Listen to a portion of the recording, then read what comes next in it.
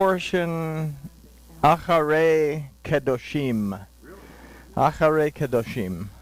It's actually two Torah portions, but they go together, so we're going to do it that way. But if you were to read this, there's the reference is Vayikra Leviticus 16:1 through 20:27. We're going to do every single verse in that Torah portion. No, not really. So, this Torah portion is going to, I think, make us look at different aspects of who we are. So let's talk to our Elohim and we'll take a look at. Father, we thank you for the opportunity to study your word, to learn a little bit more about ourselves and our relationship with you. We ask that you will open our eyes, open our ears, and open our hearts so we can see, hear, and understand what your word says and become more aware in the process. We thank you in the name of Yahusha. Amen. All right. So the Torah portion starts off right off the bat recalling the deal with Nadab and Abihu, who died making an offering. And there's a lot of commentary on the offering. It really doesn't tell us why they died. Commentaries go all the way ranging from they were so overzealous that they and were consumed with the greatness of their offering. Yeah. Other commentaries say that they made an offering that Elohim did not require of them to make, and that's actually what the Torah says.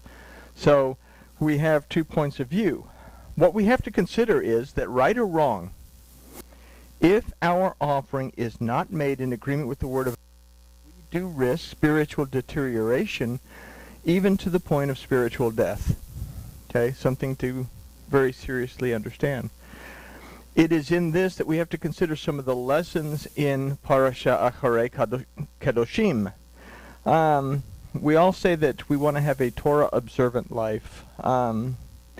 Very difficult to do because the Torah does a lot of things that we don't do today. But that being said, what does it mean, these things that are done? And we'll take a look at that in a minute.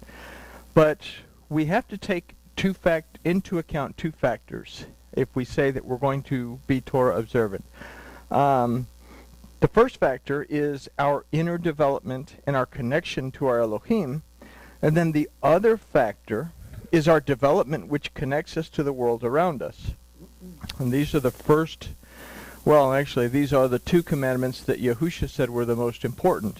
The first one is acknowledge Yahu Elohim, and the second one was to love your neighbor as yourself. So this double Torah portion is going to give us some insights that we have to consider.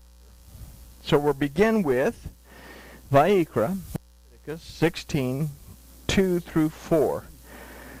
It says, And Yahuwah said unto Moses, Speak to Aaron your brother, that he come not at all times into the Kadosh place within the veil, before the ark cover which is upon the ark, that he die not. For I appear in the cloud upon the ark cover. This is what Aaron shall come into the Kadosh place, with a young bullock for a sin offering, and a ram for a burnt offering. He shall put on Kadosh linen tunic, he shall have linen breeches upon his flesh, and he shall be girded with linen girdle, and with the linen turban he shall be attired. They are the Kadesh garments, and he shall bathe his flesh in water and put them on. So, okay. So tell Aaron not to come in here all the time. I'm trying to nap, and I don't want him making a bunch of noise because no. Tell Aaron don't come in here all the time. But if he does come in here, he needs to come in here properly dressed. Okay? Let's consider this. So from verse 2, we must recognize that we are not always in the right state of being or frame of mind to approach our Elohim. Now, truth be told, there are times when we, as human beings, have no desire for a spiritual connection. There are times that we, as human beings, have no desire for a spiritual connection. I'll tell you from experience, and I'll be honest with you. There are times that I don't feel like sitting down and studying. There are times that I don't feel like putting together a lesson. There are times that I don't feel like teaching. Okay? What can I do to overcome this? And this is where we are. We, as human beings, have a tendency to fight against the things that sometimes are required of us. So we consider this in the various emotional states that we allow to overtake our senses. Considering verse 3, we must consider that we come before our Elohim. We must come with a desire to do so, and with the desire to look at where we are and where we need to go. What does he bring? He needs to bring a young bullock for a sin offering, and then a ram for a burnt offering. We have to, in the ram for the burnt offering, we have to desire and be willing to voluntarily move forward towards restoration. And then as far as the bullock for the sin offering, we have to develop the strength to recognize where we are. And if we're not in the right place, we have to develop the strength to make teshuvah and begin going in the right direction. Okay? So from verse 4, we can recall that we talked about the idea that we wear as clothing what we think. We remember that from a lesson a few weeks ago.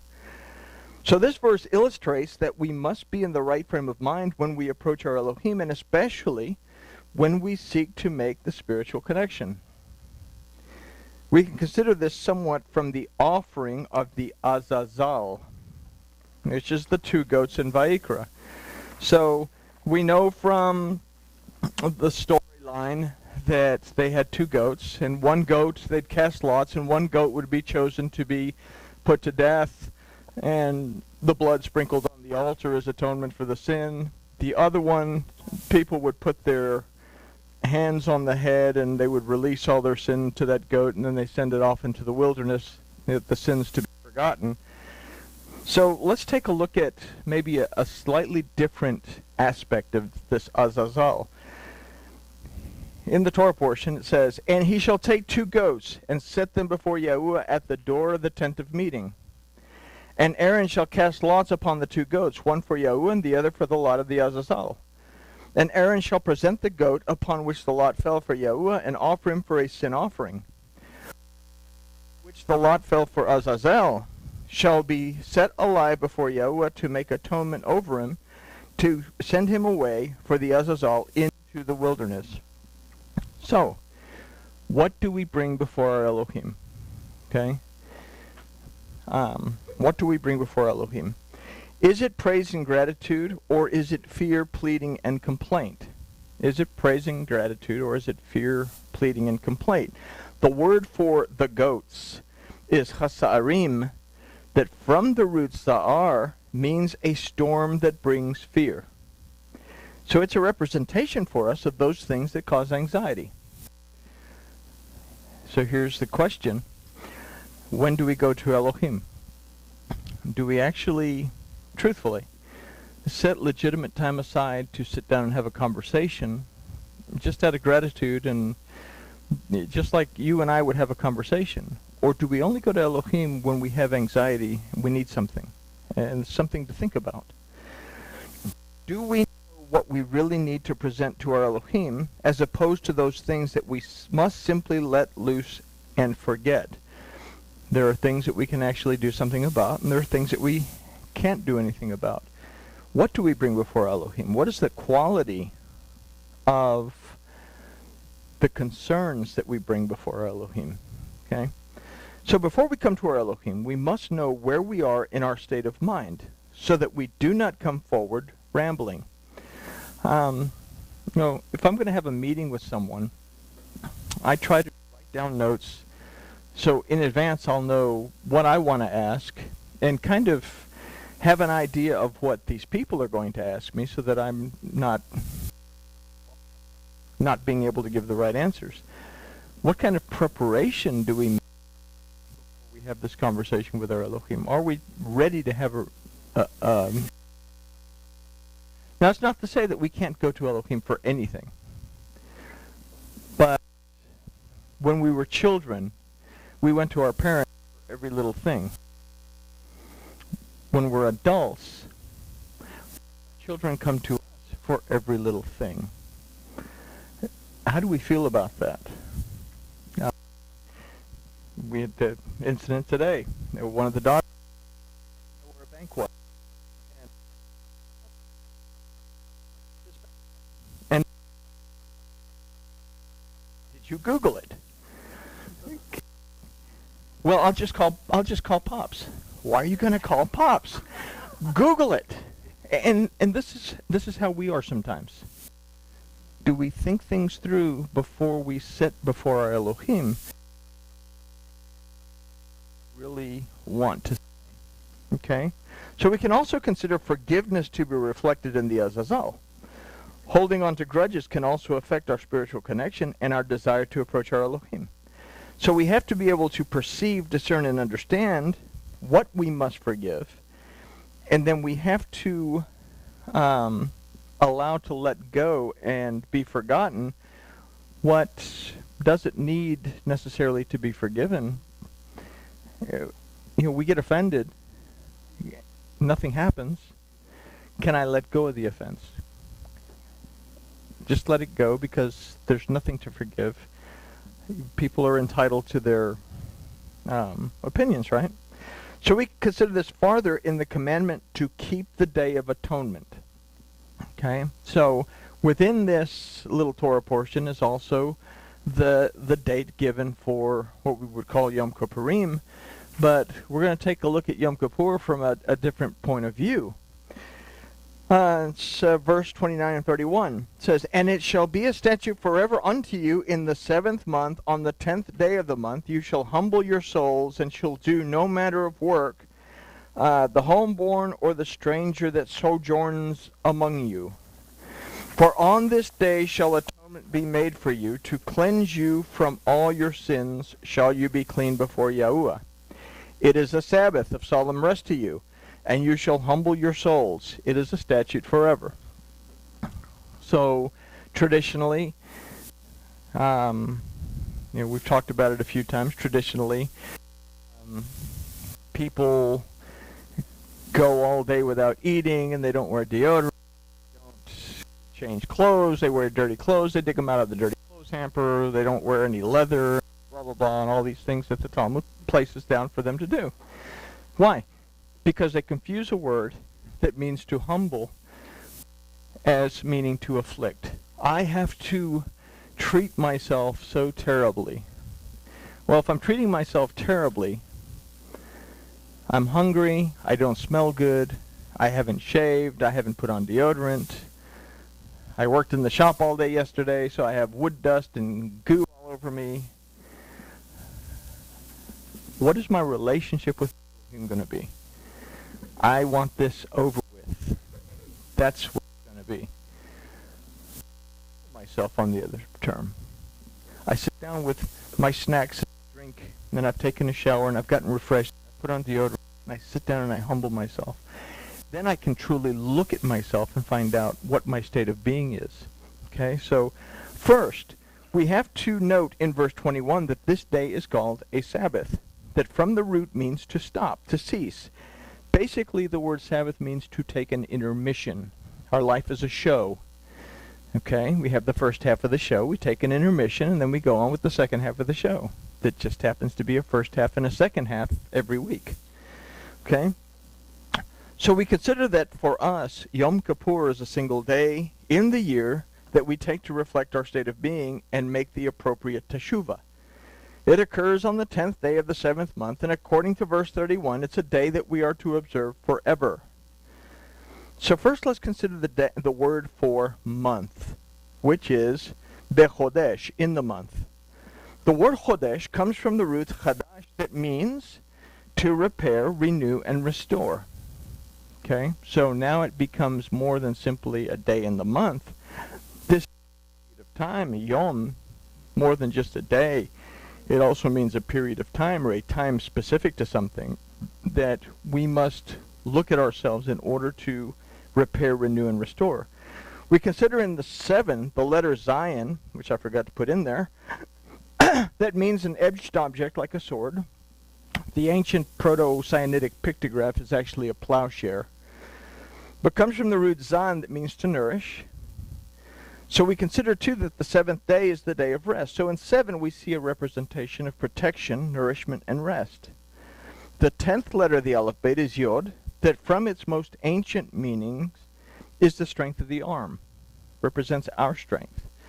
But Yod also represents truth, as well as the potential of Yahuwah's power and ability to act and bring forth manifestation. So we can say that we only have to wait for Yom Kippur's yearly rotation to stop and reflect on our condition in the presence of Yahuwah Elohim in our lives. Isn't that great? Once a year, on the 10th day of the 7th month, we're going to stop and humble ourselves and take a look at where our relationship is. Or is there more? So let's consider the word for forever, which is olam. That also means something that is in perpetual motion. Okay? So, yes, we stop on Yom Kippur and we celebrate, I guess, observe is a better word. We observe Yom Kippur once a year. But if we consider it from this point of view, then we take the time to stop and reflect on what our state of being and make the appropriate teshuvah. It's not something that we do just once a year, but it's a continuous effort. Okay? So now we see this as maybe just a little different point of view. Okay? Yom Kippur is the 10th day of the 7th month. Okay, we know that.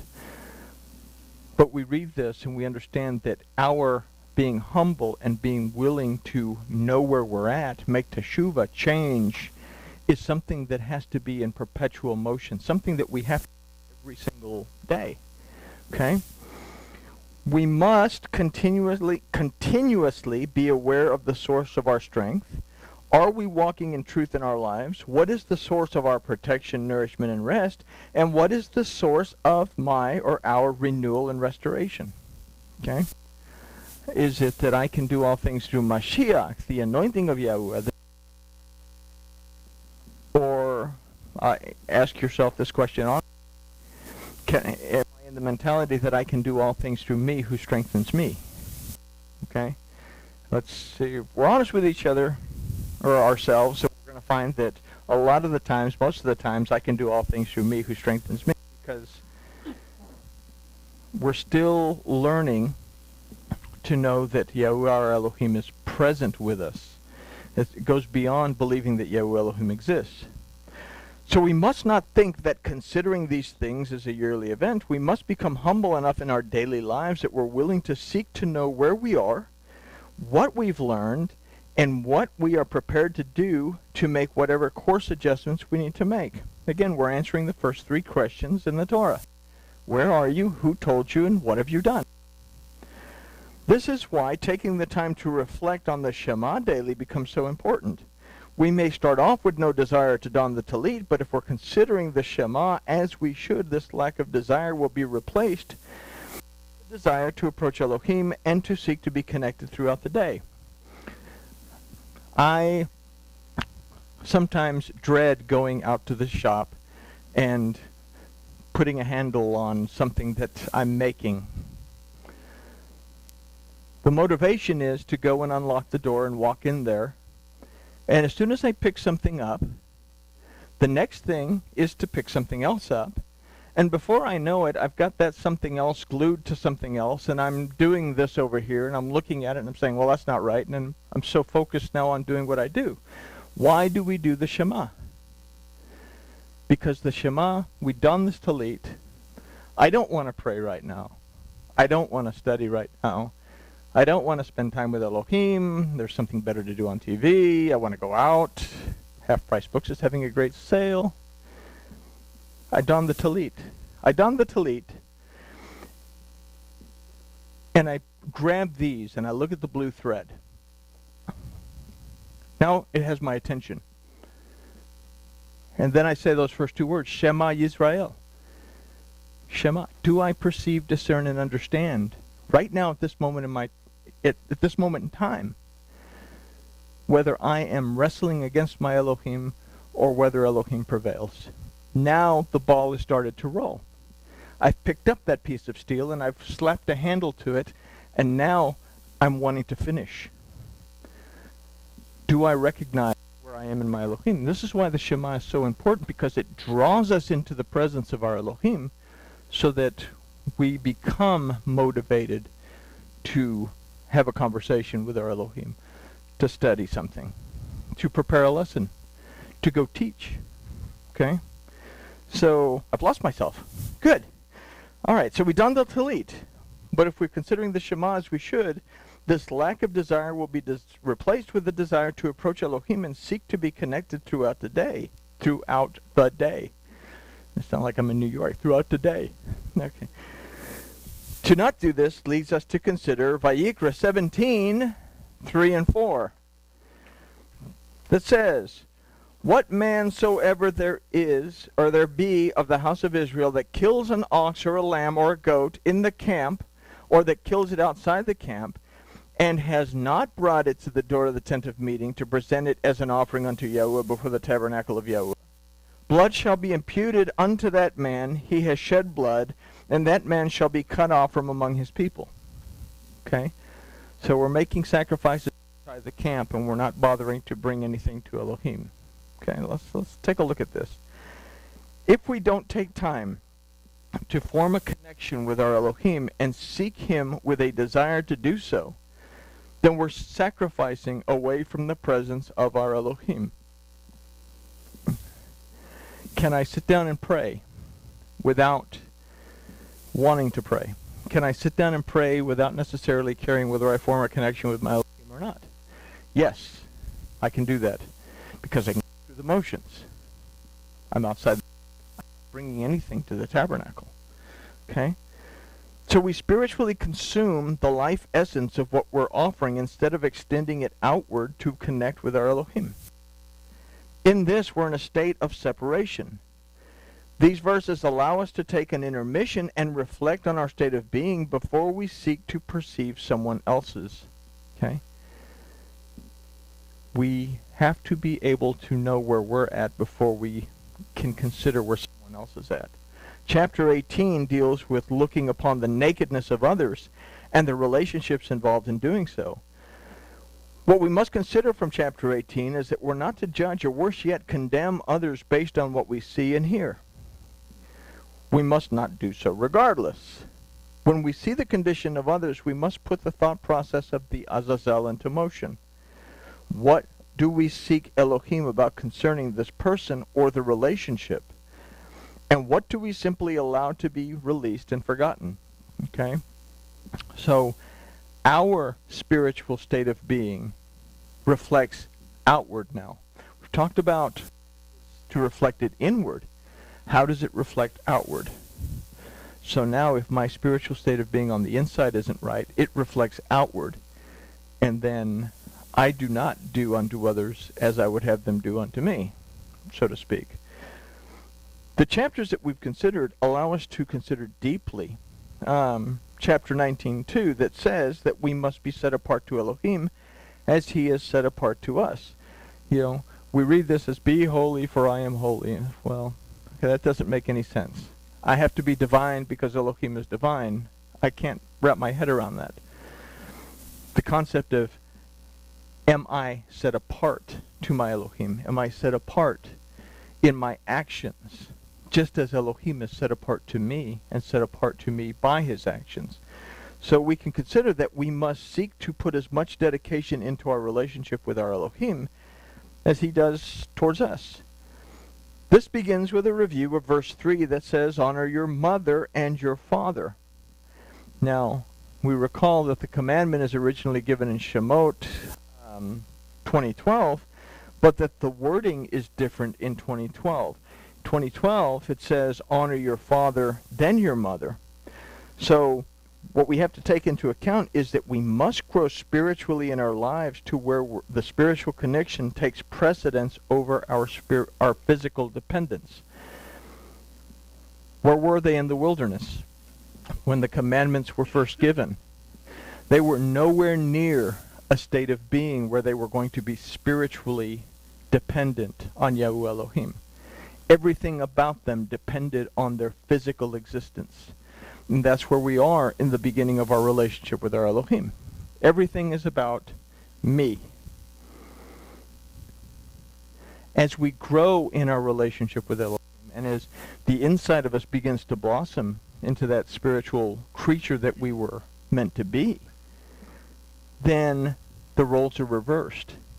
And I respect my spiritual condition because it's my spiritual condition that's going to affect my physical condition and what's reflected out to the world.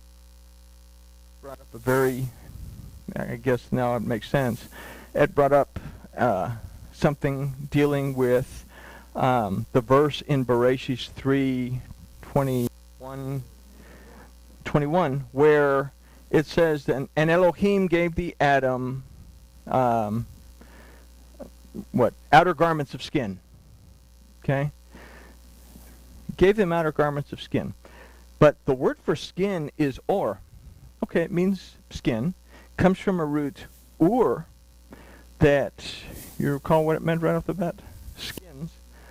Or that means to be bare. Okay? So, to be naked. The Adam was a creature of light prior to transgression. His desire in eating the fruit was a carnal desire. Yahuwah Elohim gave him what he wanted. He removed, we say, he gave them garments of skin, but we can consider in the context of that verse that he removed the garment of light and clothed them in the carnality that they desired. So our relationship with our Elohim becomes dependent on what Yahuwah Elohim can do for me in the physical world as opposed to what Yahuwah Elohim can do for me in my spiritual connection. Because we still yearn for what the flesh wants. Okay? Good. That wasn't in there anywhere, but since you brought it up and it came to mind, I guess it'll work. All right. So the roles are reversed. We have to take into account that we must grow spiritually in our lives to where our spiritual connection takes precedence over our physical dependence.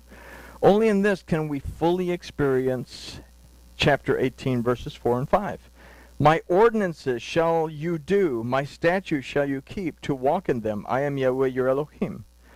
So I consider here that it uses for your Elohim, it uses the word Elohim instead of Elohecha. Elohecha, we've learned, is a more specific, intimate, I'm talking directly to you kind of thing. Oh, I'm hanging up. Whereas Elohim is talking to the group. So I consider the word Elohim is used for your Elohim as opposed to Elohecha, which would be a more personal title, because it's addressing us as the whole Adam, complete both physically and spiritually. So let's think about this. My ordinances shall you do, my statutes shall you keep, to walk in them. I am Yahuwah, and you are the complete Adam. I'm speaking to you both in your physical nature and in your spiritual nature because they're balanced now. And if my spiritual nature and my physical nature are balanced, then I want to walk in these statutes and ordinances of my Elohim. Verse 5 says, you shall therefore keep my statutes and my ordinances, which if a man do, he shall live by them. I am Yahuwah. So we must be willing to enter fully into a relationship with our Elohim, body, mind, and spirit. This involves our inward actions just as much as our outward actions. And Yahusha said, the first commandment is you will love Yahweh your Elohim. What? Your heart, your soul, your mind, your strength. Okay? If we're going to become complete in our relationship, we have to love our Elohim both in the physical and in the spiritual. So our final consideration for this study is from verse 19, 5 and 8 that says, and when we offer a sacrifice of peace offerings unto Yahuwah, you shall offer it that you may be accepted. It shall be eaten the same day you offer it, and on the morrow, on the next day, And if any remain until the third day, it shall be burnt with fire. And if it be eaten at all on the third day, it is a vile thing, it shall not be accepted. But everyone that eats it shall bear